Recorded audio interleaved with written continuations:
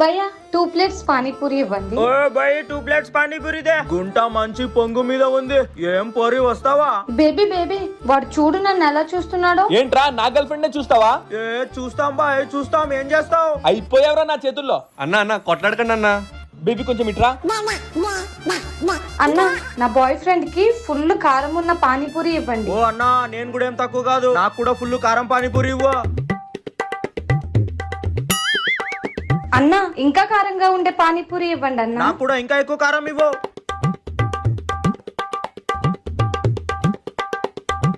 ఓడి అమ్మ మండుతుంది. ఏంటన్నా ఇంతేనా? ఇంకా కారంగా ఉండే పానీపూరి ఇవ్వండి అన్నా. నాకు ఇంకా ఎక్కువ కారం ఇవ్వు.